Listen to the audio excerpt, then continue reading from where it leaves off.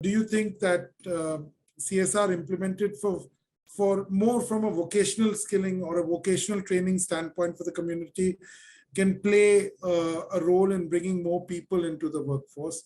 And I'm going to add on to that. If you think that we can do something through various CSR initiatives, having worked with this community for a long time and working on at the grassroots level, what do you think are the key skill sets that we can give them? So as long as the company has ensured that it is truly committed to the cause and truly committed to being an ally of the sexual minority LGBTQI community, LGBTQIA+ community, then I think apart from the fact that obviously a very comprehensive what do you say? Sorry, I'll just reframe that whole thing again. Yeah, sure. So I think as long as the community has, as long as the organization has committed itself and has managed to, and I think the inclusion overall said is a journey. You can never fully arrive at. So as long as you're conscious and you are serious about implementing a lot of things to make your organization more inclusive, both internally and externally. The second step with CSR, when you're looking at vocational education program, for instance, I think the most important education program is the need for a comprehensive sexuality education program, because I think that's where it starts. And I remember my ex-colleague Priyanka, who had to discontinue her studies at class 7 because she was constantly ridiculed. She was constantly bullied in class, that she had enough of it, and then she decided to run away because there was no support.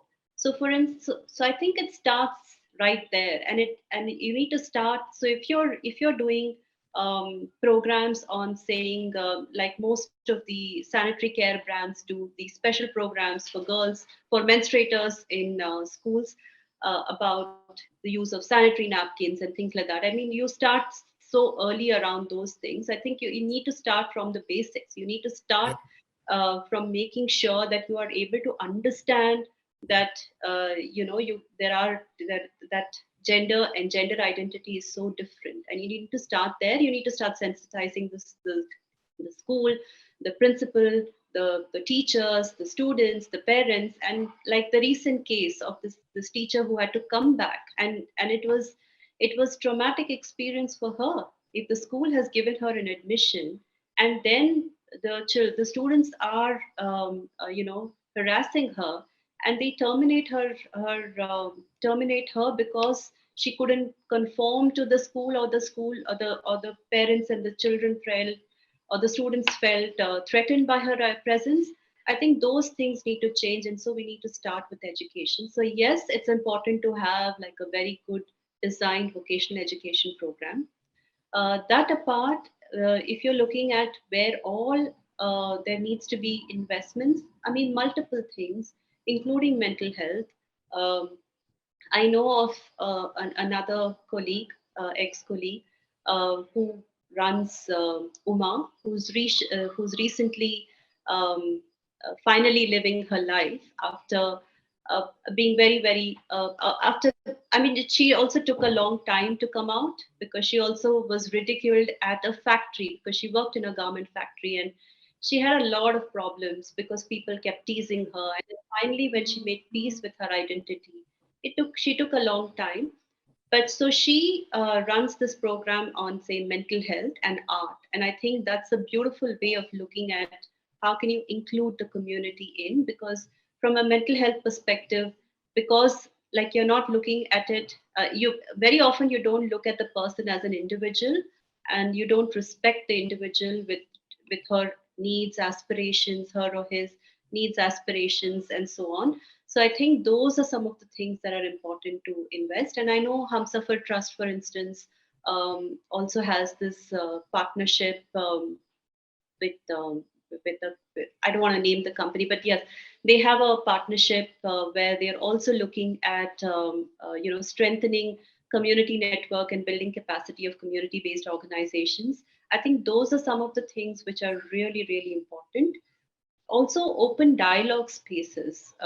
If you're having events, and in the events, if you're only getting corporates that are in the elite bracket, it's not going to help. You really need to make a difference. Then go down to the look at what is happening. Can you do a sensitization program for garment workers? Can you do a sensitization program for for different manufacturing units? How do you build that sensitization program? So you can't start. So yes, you have successful examples of, say, Godrej, of Lalita Ashok, of Tata, and so on and so forth. But go down. I mean, I think you need to have these conversations across and not just limit it to who can win awards. You need to really, really be a champion for a cause. Then you have to ensure that it is across community. If you're looking at having um, policy forums, for instance, who are you bringing to the table? So those are some of the questions that is important. If you're organizing, say, film festivals, again, where are these films being screened? Can it be much more inclusive? So those kind of questions. I think you really need to go back and see, if you're doing XYZ for an environment cause, are you doing the ABC for a gender sensitization cause? I mean, if you're looking at truly being inclusive, you need to really, really ask those difficult questions.